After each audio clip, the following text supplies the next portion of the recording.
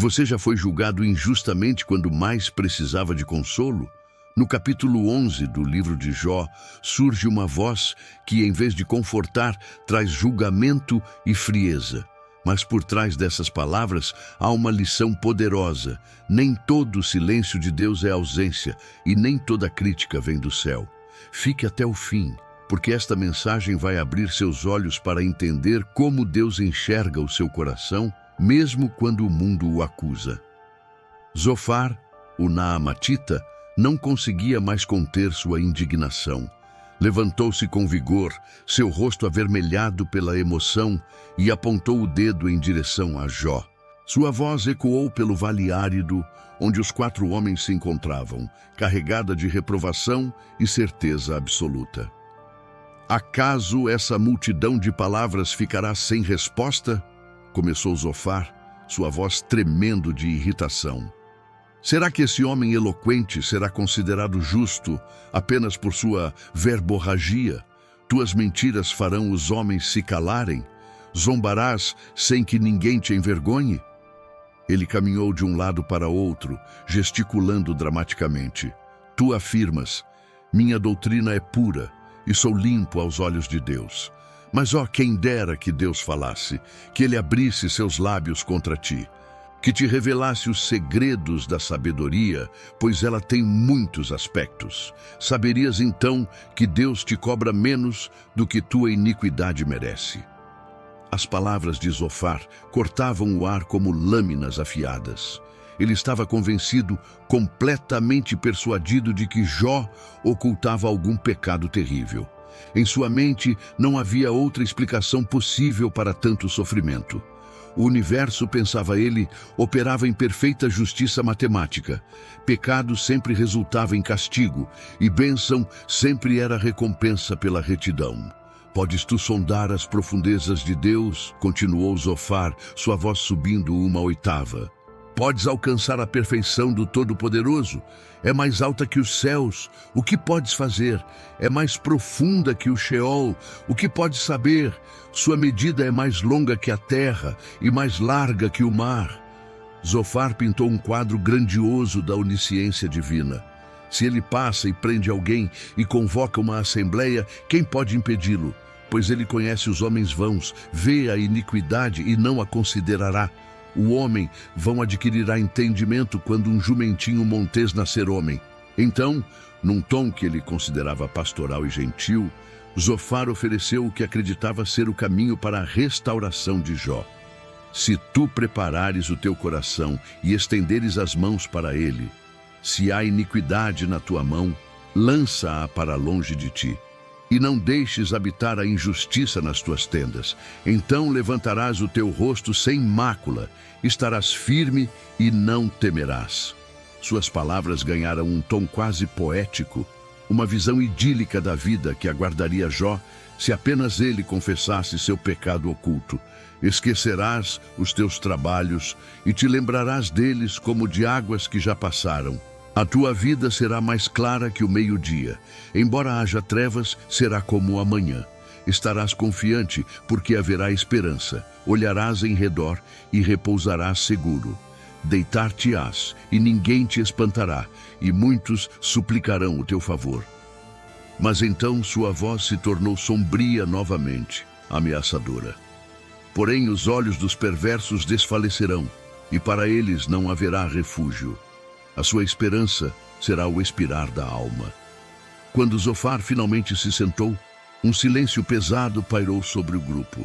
Os outros 2 amigos, Elifaz e Bildade, acenaram com aprovação. Eles acreditavam que Zofar havia apresentado a verdade de forma clara e incontestável.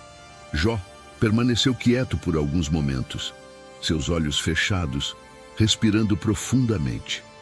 Quando finalmente abriu os olhos e começou a falar, sua voz estava carregada não de raiva, mas de uma tristeza profunda, misturada com determinação férrea.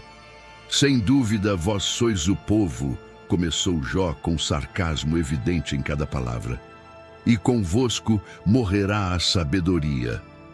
Ele pausou, deixando a ironia penetrar. Mas eu tenho entendimento como vós, não vos sou inferior. Quem não sabe tais coisas? Jó levantou-se lentamente, seu corpo ainda coberto de feridas, mas sua postura digna, apesar do sofrimento. Eu sou motivo de riso para os meus amigos. Eu, que invocava a Deus, e ele me respondia. O justo e íntegro serve de motivo de riso. Aquele que está à vontade despreza a desgraça, que está preparada para aqueles cujos pés resvalam. Sua voz cresceu em intensidade enquanto ele apontava para as realidades que seus amigos se recusavam a ver. As tendas dos ladrões têm descanso, e os que provocam a Deus estão seguros, aqueles que trazem seu Deus na mão.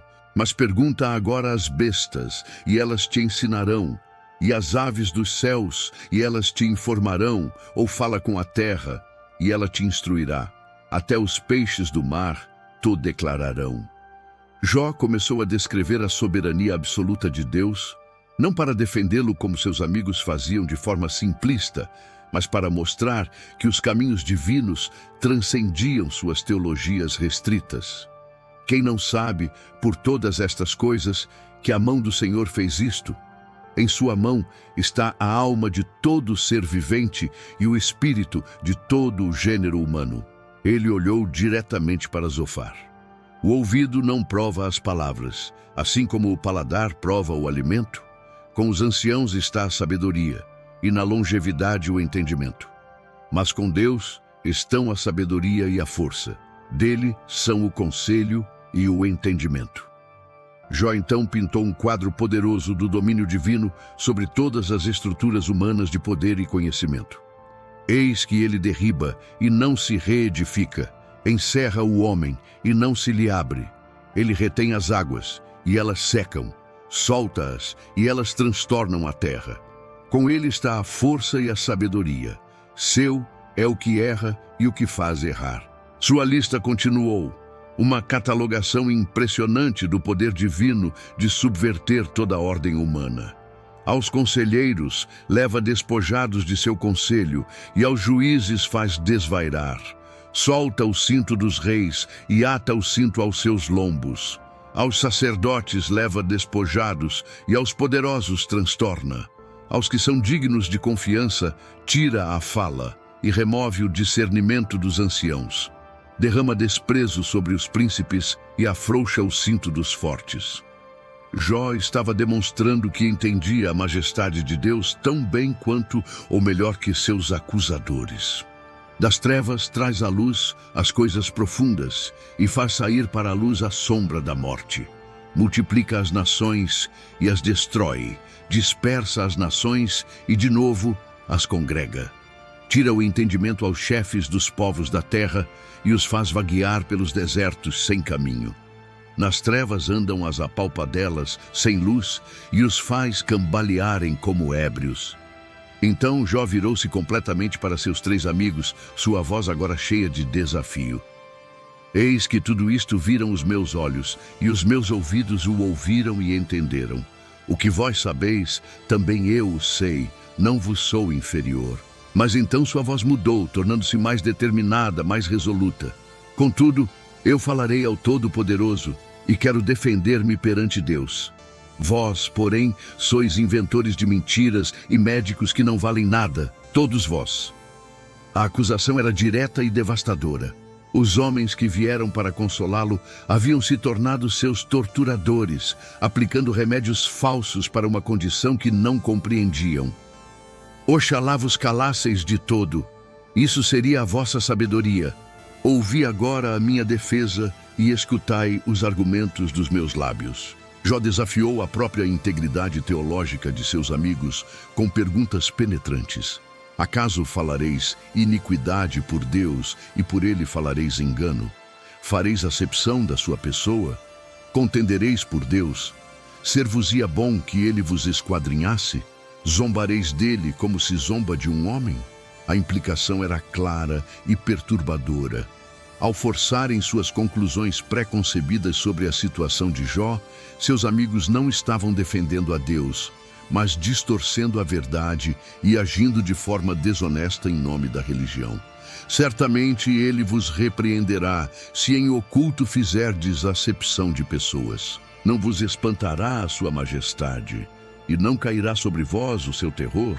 Vossas máximas são provérbios de cinza, as vossas defesas são defesas de barro. Jó pediu que eles fizessem silêncio para que pudesse expressar seu coração diretamente a Deus, sem a interferência de suas teologias defeituosas. Calai-vos perante mim, e falarei eu, e venha sobre mim o que vier. Por que razão tomo eu a minha carne com os meus dentes e ponho a minha vida na minha mão? Ainda que ele me mate, nele esperarei. Contudo, os meus caminhos defenderei diante dele. Esta última declaração, ainda que ele me mate, nele esperarei, revelava a profundidade da fé de Jó. Não era uma fé baseada em recompensas ou em uma teologia de prosperidade. Era uma fé que persistia mesmo diante do aparente abandono divino, uma confiança que transcendia as circunstâncias imediatas. Também isto será a minha salvação, continuou Jó, que o hipócrita não virá perante ele. Ouvi atentamente as minhas razões e a minha defesa entre nos vossos ouvidos. Eis que já tenho ordenado a minha causa e sei que serei justificado. Sua confiança não vinha de uma consciência limpa em termos absolutos. Ele reconhecia sua humanidade, mas de uma integridade fundamental que seus amigos negavam. Ele não havia cometido os pecados secretos e terríveis que eles imaginavam. Quem é o que contenderá comigo? Se eu agora me calasse, expiraria. Somente duas coisas não faças comigo, então não me esconderei do teu rosto. Afasta de mim a tua mão e não me espante o teu terror. Chama e eu responderei, ou eu falarei e tu me responderás. Jó agora se dirigia diretamente a Deus, não mais aos seus amigos. Ele estava disposto a enfrentar o tribunal divino, a apresentar seu caso diretamente ao juiz supremo. Quantas culpas e pecados tenho eu? Notifica-me a minha transgressão e o meu pecado. Por que escondes o teu rosto e me tens por teu inimigo? Suas perguntas revelavam não apenas seu desejo por respostas, mas sua angústia por se sentir tratado como inimigo por aquele que ele sempre servira fielmente.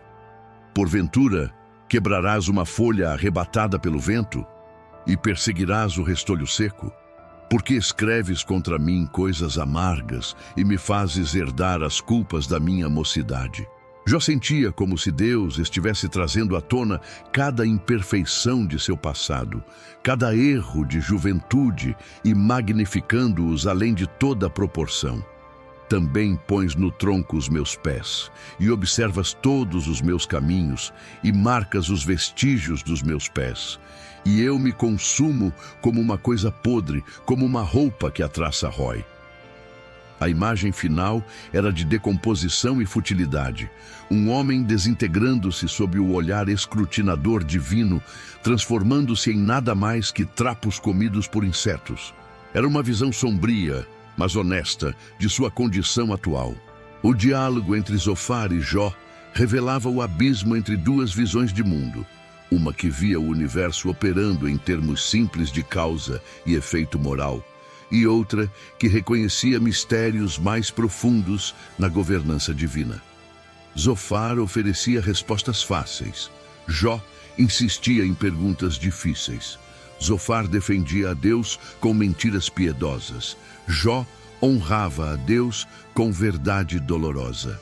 E ali, naquele vale desolado, com feridas ainda sangrando e amigos transformados em acusadores, Jó mantinha sua integridade. Não porque fosse perfeito, mas porque se recusava a mentir sobre si mesmo ou sobre Deus para fazer o mundo fazer sentido. Quando todos te julgarem sem entender tua dor, lembre-se, Deus conhece o teu íntimo e vê aquilo que ninguém mais enxerga. Assim como Jó, talvez você esteja cansado de palavras humanas, mas Deus continua te sustentando em silêncio. Se esta mensagem tocou o seu coração, deixe um amém nos comentários. Compartilhe este vídeo e continue acompanhando a jornada de Jó. porque o fim dessa história é um testemunho de glória e restauração.